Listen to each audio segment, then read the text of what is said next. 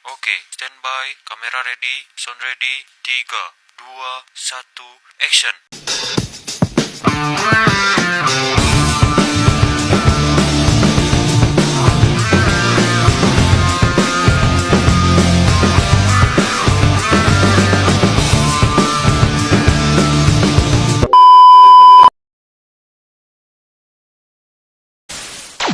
Assalamualaikum warahmatullahi wabarakatuh. Halo semuanya, pada video kali ini saya akan menjelaskan sebuah sistem berbasis web yang digunakan untuk proses pengajian pegawai. Kita akan melihat bagaimana cara login, mengelola data pegawai, hingga memahami struktur program yang menjalankan sistem ini. Nah, yang pertama, ini adalah halaman login. Pada halaman ini, user harus memasukkan username dan password untuk dapat mengakses sistem. Jika saat memasukkan username atau password salah, maka sistem akan menampilkan pesan error. Contoh, nah, seperti ini. Namun, jika user memasukkan username dan password benar, maka user akan dialihkan ke dashboard utama. Setelah login berhasil, kita masuk ke halaman dashboard. Dashboard ini merupakan pusat kontrol dari seluruh sistem penggajian. Di bagian ini, terdapat judul data pegawai yang menunjukkan bahwa halaman ini itu berisi daftar seluruh pegawai yang sudah terdaftar. Dan di sini terdapat fitur pencarian berdasarkan NIK. Kita dapat mengetikkan NIK pegawai, kemudian menekan tombol cari untuk memfilter data. Fitur ini sangat membantu ketika data pegawai itu sudah banyak. Jadi, fitur pencarian di sistem ini menggunakan NIK pegawai, bukan nama. Alasannya simpel banget teman-teman, kita pakai nick karena setiap pegawai itu mempunyai nick yang unik. Kalau kita pakai nama, bisa aja ada yang mirip atau bahkan sama. Jadi hasil pencariannya itu membingungkan. Makanya pakai nick supaya langsung tepat sasaran. Nah, selanjutnya di sini ada tombol tambah pegawai. Tombol ini digunakan untuk menambahkan pegawai baru ke dalam sistem melalui halaman formulir input. Nah, ini adalah halaman dari tombol pegawai. Di sini kita dapat menambahkan data pegawai berupa NIK pegawai, nama pegawai, alamat, unit, golongan, jumlah anak, hari masuk per minggu, dan jam kerja. Kita coba memasukkan data di sini.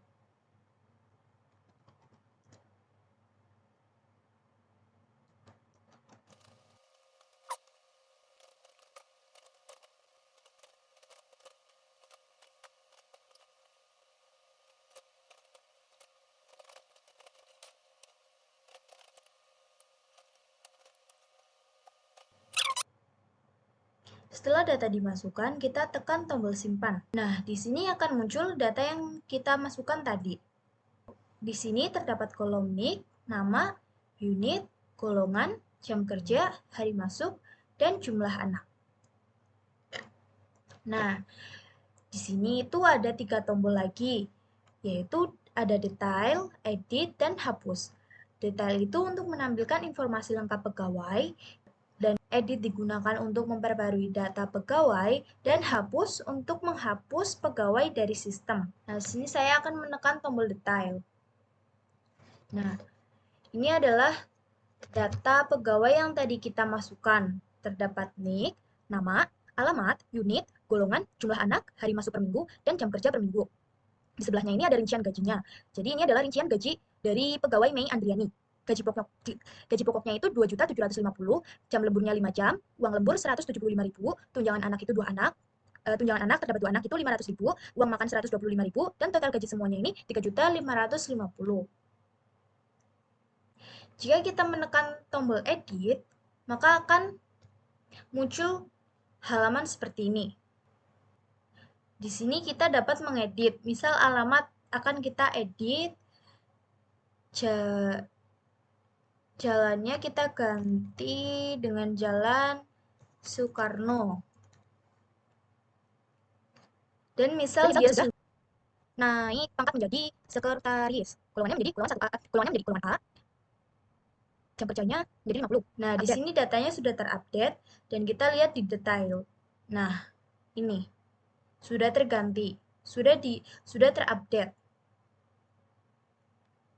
Kita kembali dan kita akan mencoba hapus salah satu data di sini ya. Saya akan menghapus data dari Budi Santoso. Tekan tombol hapus.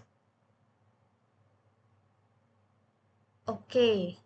Nah, di sini data Budi Santoso itu sudah terhapus ya. Pegawai berhasil dihapus. Kita coba tambahkan lebih banyak lagi data-datanya.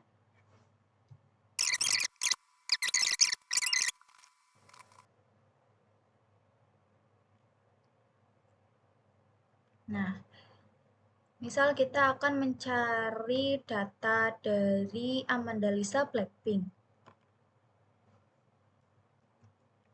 Sini kita cari.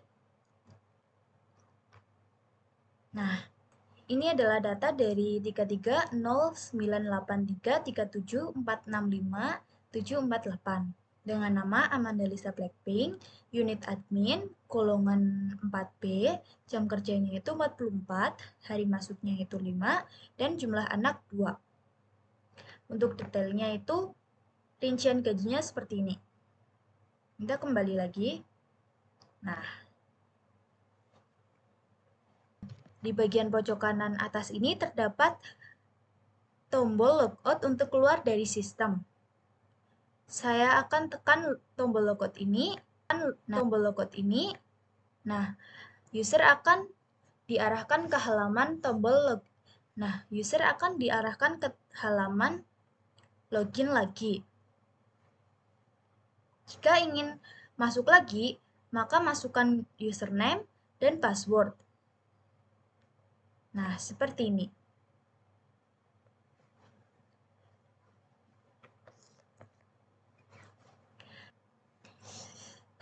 Oke teman-teman, itu tadi adalah tampilan sistemnya dari sisi pengguna.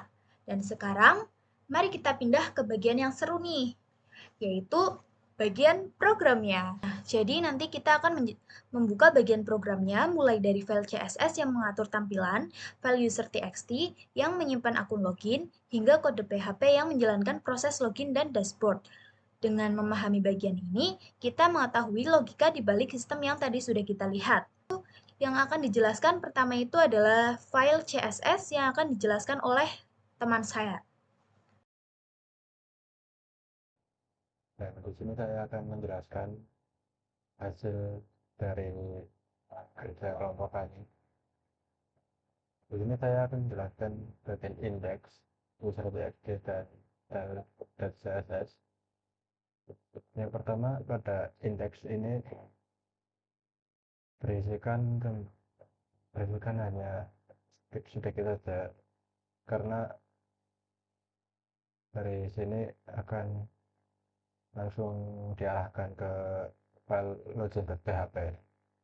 File index.php adalah pusat logika dan aplikasi login sederhana ini. Di dalamnya biasanya terdapat seperti form untuk memasukkan username dan password, kode PHP yang membaca data dari user.txt, proses pengecekan apakah username dan password cocok, mengambilkan pesan error jika salah, masuk ke halaman lain jika login berhasil.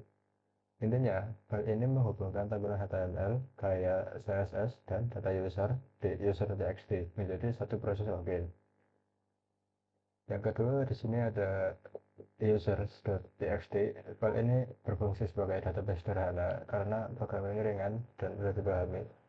Database tidak disimpan di database besar seperti MySQL, tapi cukup di file text. Contohnya ini, admin, untuk nama usernya admin dan passwordnya admin123. Kemudian di style.css, file style ini berisi sebuah kode yang berfungsi sebagai pengatur tampilan pada website. File ini mengatur seluruh gaya visual elemen seperti visual background, warna tombol, gaya tulisan, tampilan form, desain tabel, efek hover, guardrail, dan grid. Intinya, file ini membuat halaman login dan halaman lainnya menjadi lebih rapi dan modern. Tanpa style dan CSS, tampilan akan tidak. Sebagai contoh, ini berfungsi sebagai tampilan untuk top, untuk kemudian ini untuk kontainer dan header. Ini untuk tombol, dan ini untuk form, label, serta ini untuk jika ada kesalahan. Baik, begitu saja. Baik teman-teman, selanjutnya sekarang kita masuk ke bagian kode login sistem pengajian pegawai. Pertama ada season start. Ini penting karena setiap kali user login, kita perlu menyimpan datanya sementara di server supaya bisa dikenali di halaman lain. Misal, kalau user sudah login, kita tahu siapa yang sedang aktif. Nah, kode berikutnya itu if iset session.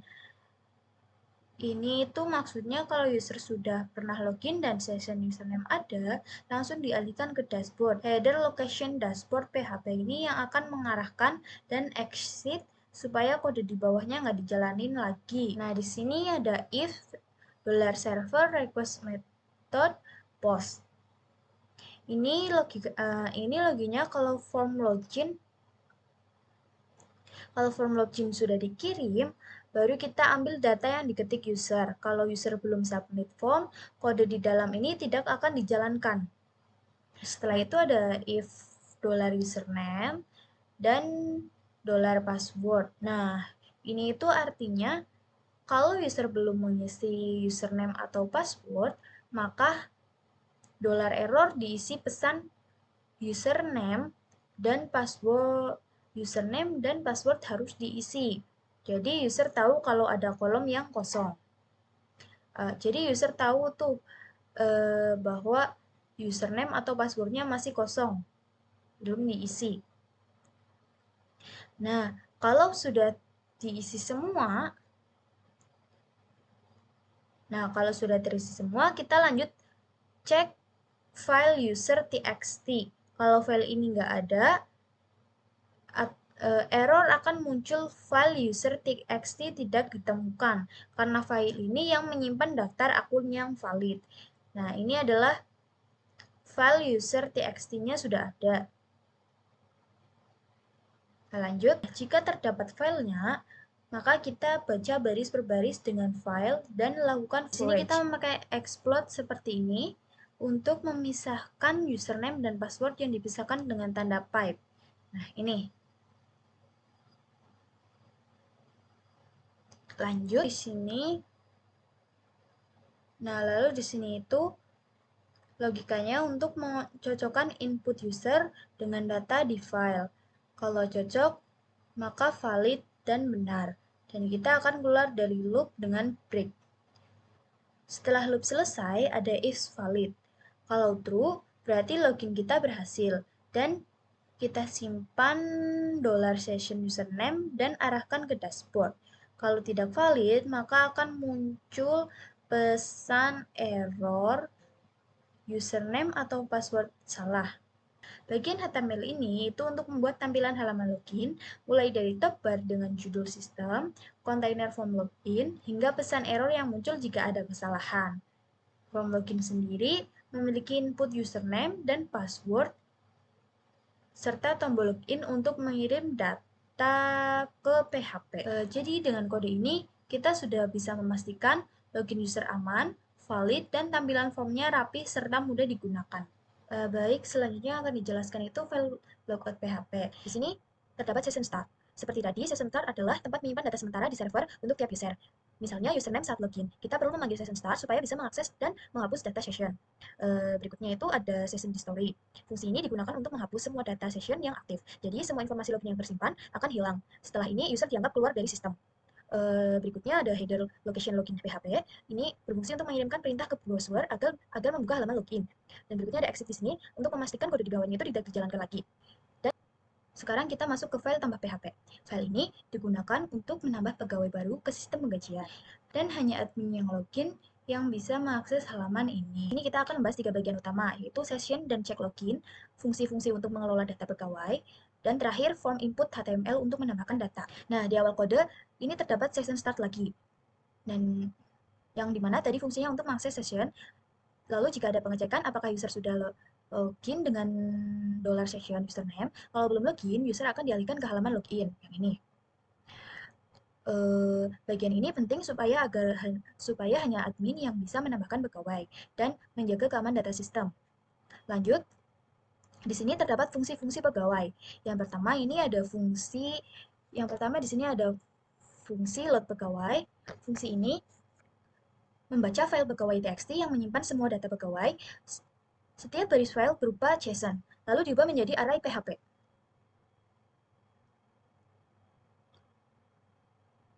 Kita juga pakai fungsi file ignore new lines supaya tidak ada karakter baris baru di setiap elemen, dan file skip empty lines supaya baris kosong itu diabaikan.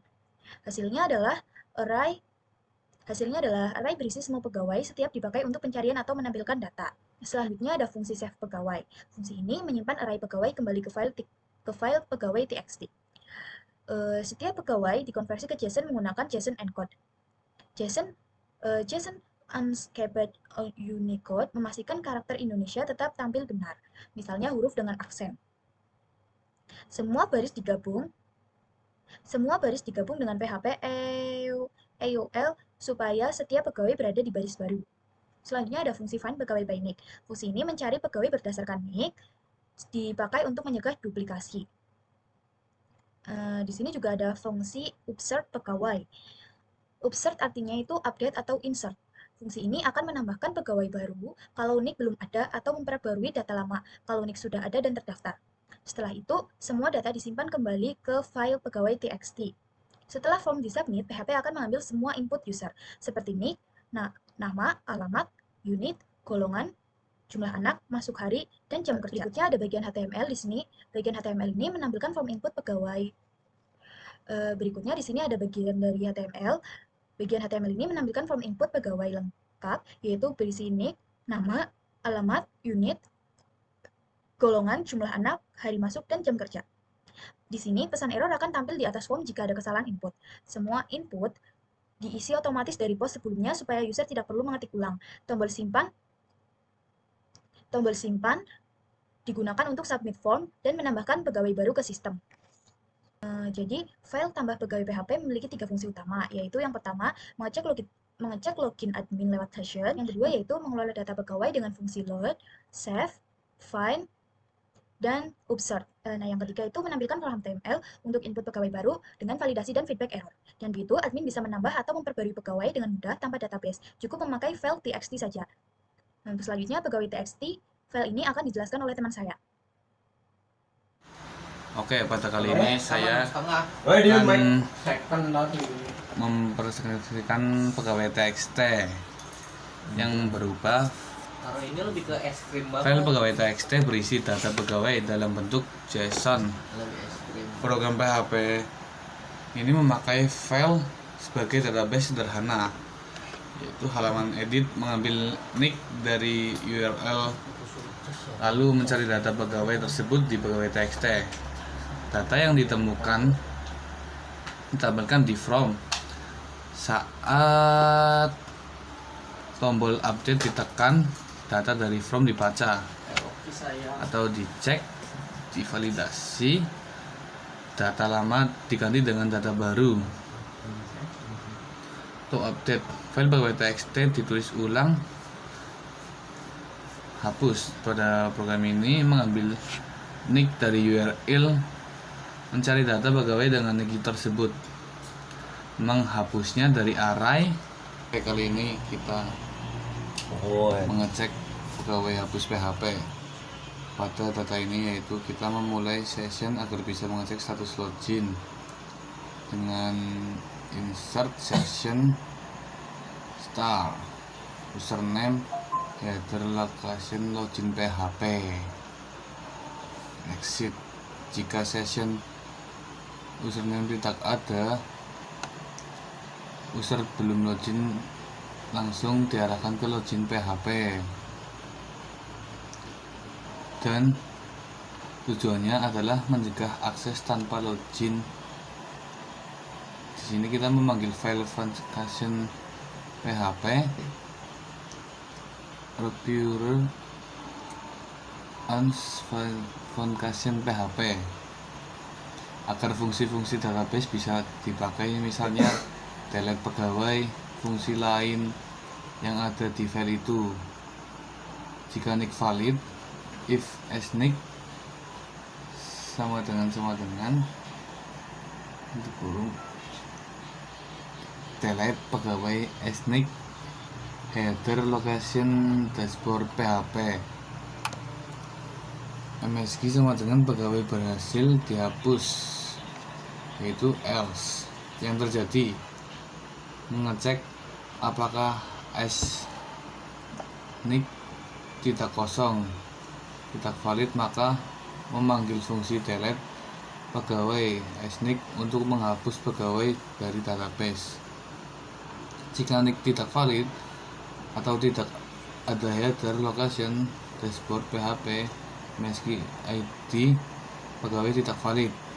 Jika snick kosong atau tidak ada di URL, langsung redirect dengan pesan error atau menghentikan eksekusi script exit supaya setelah redirection tidak ada kode lain yang berjalan.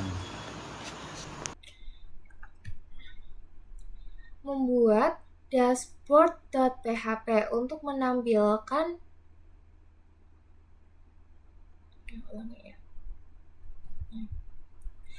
yang pertama yaitu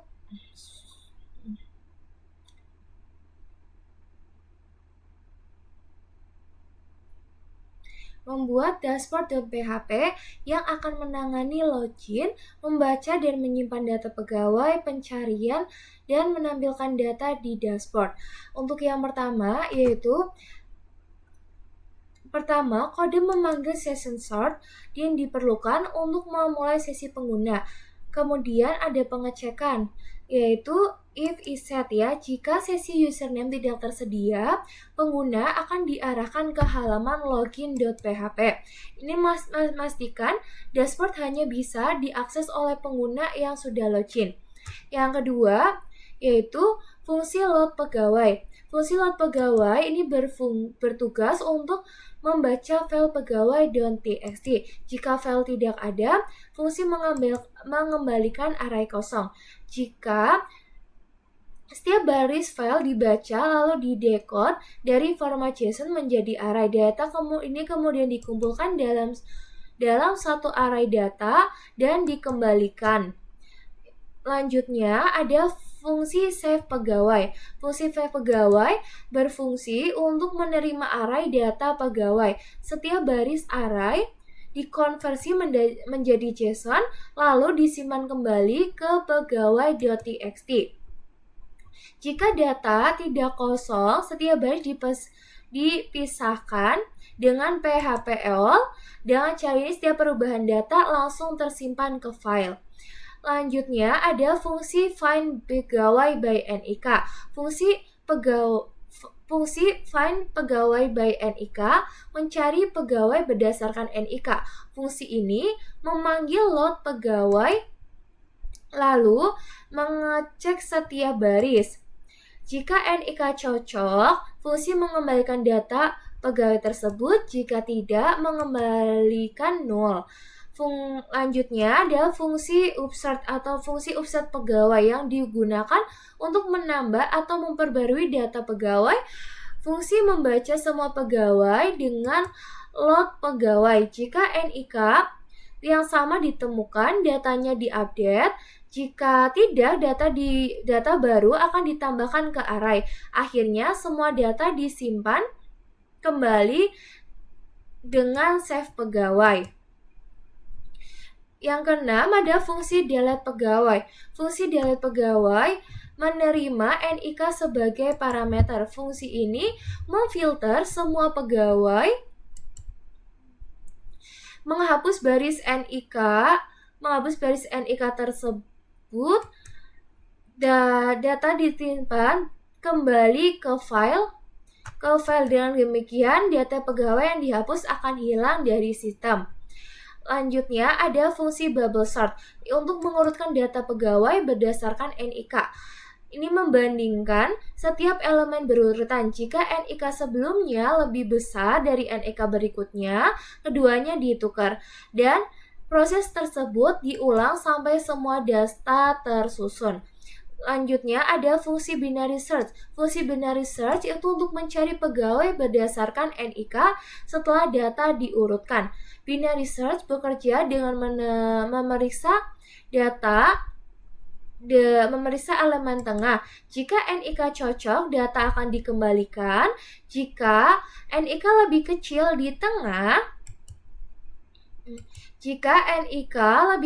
dari tengah, pencarian dilanjutkan ke sisi kiri.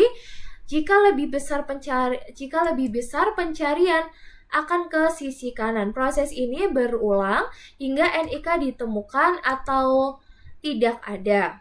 Lanjutnya, ada proses pencarian pegawai di dashboard. Di dashboard, pengguna dapat memasukkan NIK pada form pencarian. Kode NIK dari get NIK.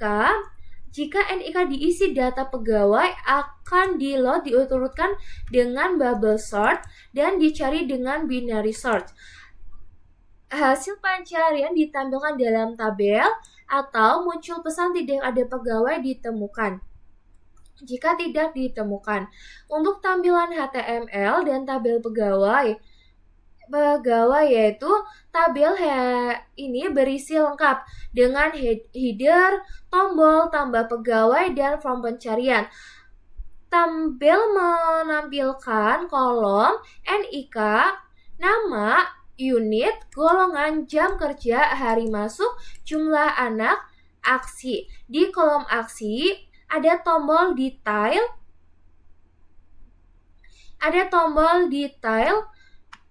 edit dan hapus. Setiap tombol mengarahkan ke halaman yang sesuai dan tombol hapus menampilkan konfirmasi dulu sebelum menghapus data.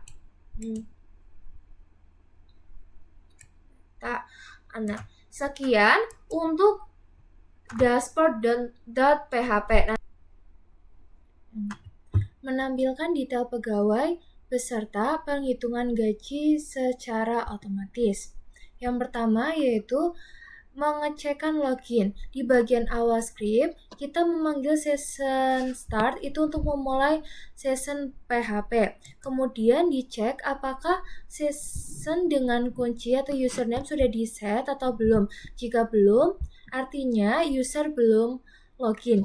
Maka kita akan kembali ke login PHP dan keluar dari script.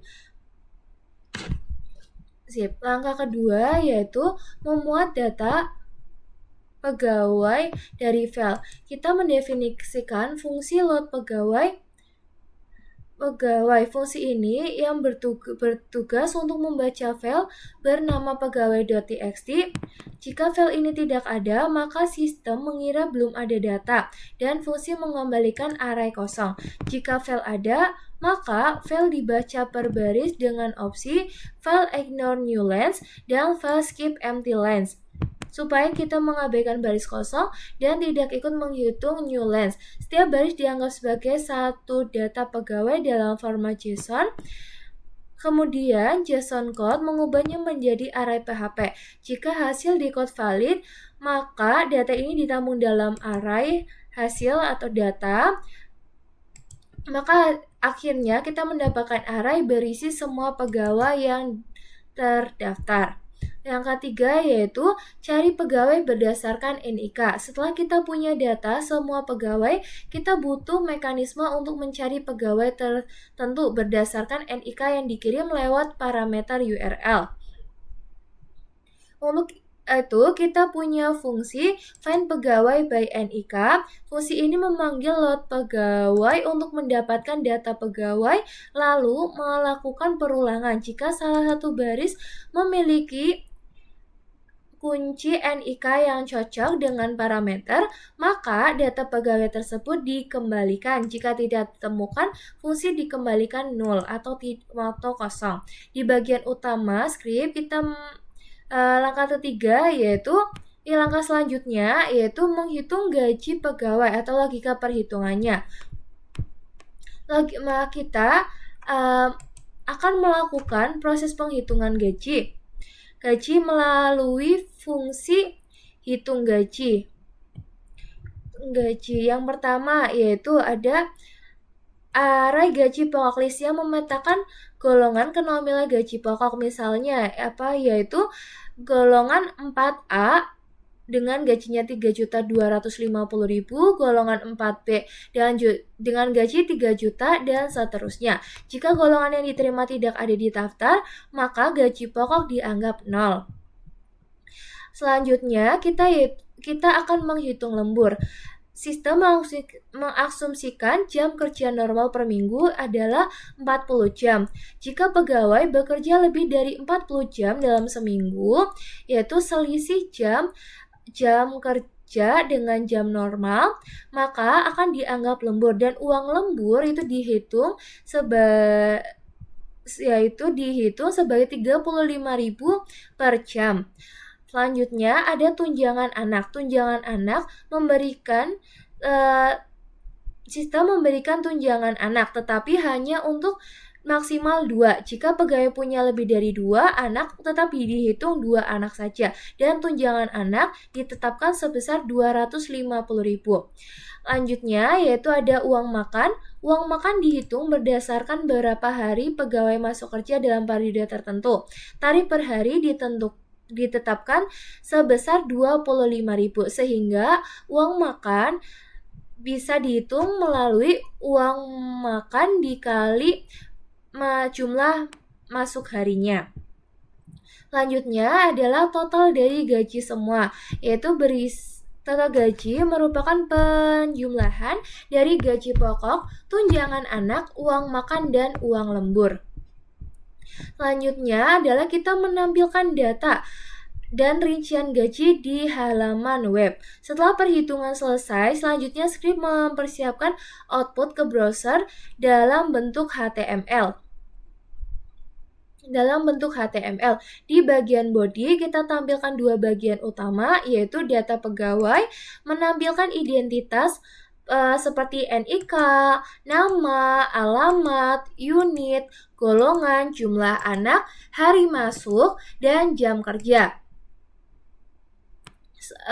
Dan yang kedua itu adalah bagian rincian gaji. Bagian rincian gaji menampilkan hasil perhitungan dari gaji pokok, jam lembur, uang lembur, tunjangan anak, uang makan, dan total gaji secara keseluruhan. Dengan demikian, user atau pengguna bisa langsung melihat detail lengkap gaji, transparan, sederhana, dan mudah dibaca.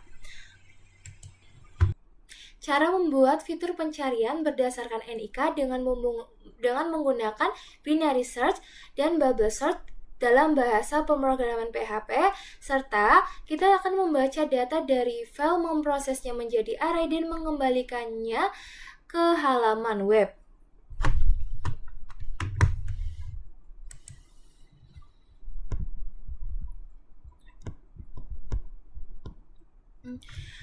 Pertama, kita mempunyai fungsi bernama load pegawai. Fungsi ini bertugas untuk membaca seluruh data pegawai dari file pegawai.txt dan mengubahnya menjadi array PHP.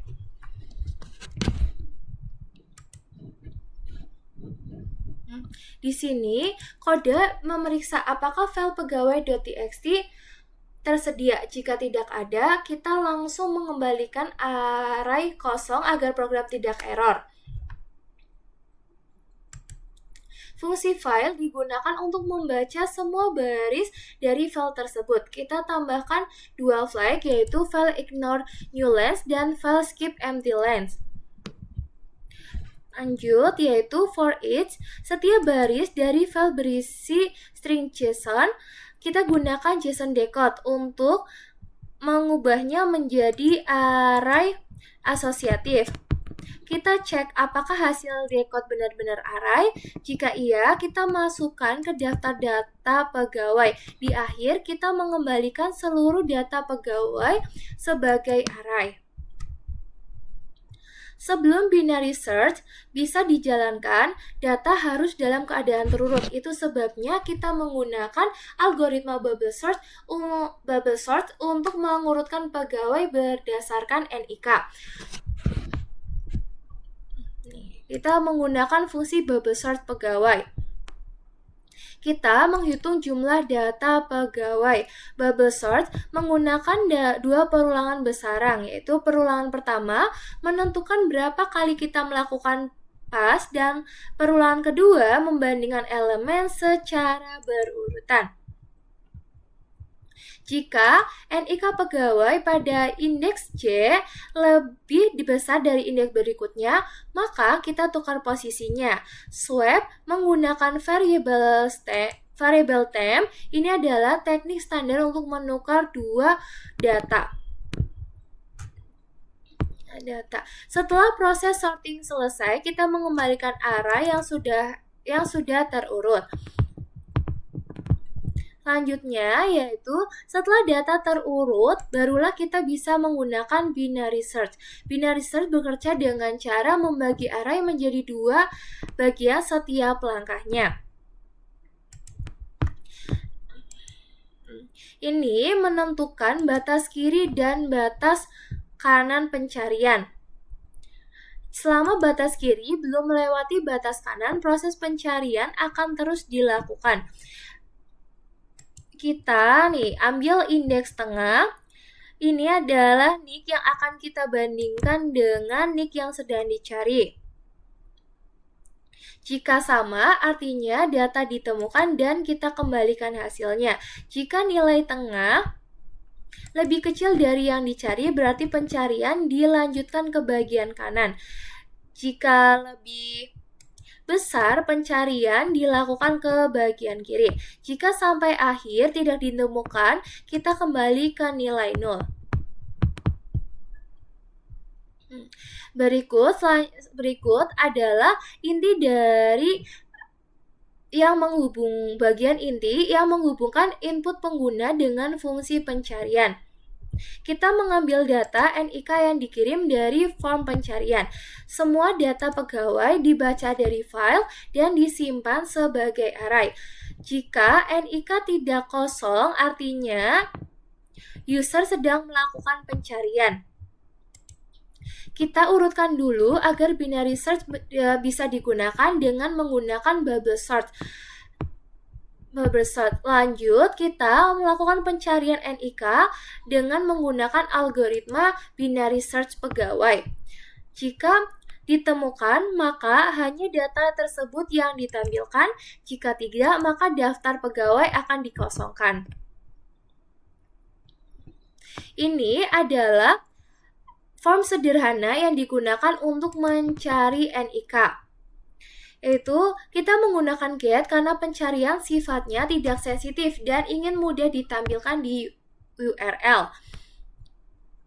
Fungsi ini fungsi HTML special char berfungsi untuk mencegah karakter bahaya seperti kurang dari atau lebih dari tampil sebagai HTML. Ketika tombol cari ditekan, halaman akan memproses pencarian sesuai kode yang sudah dibuat seperti itu.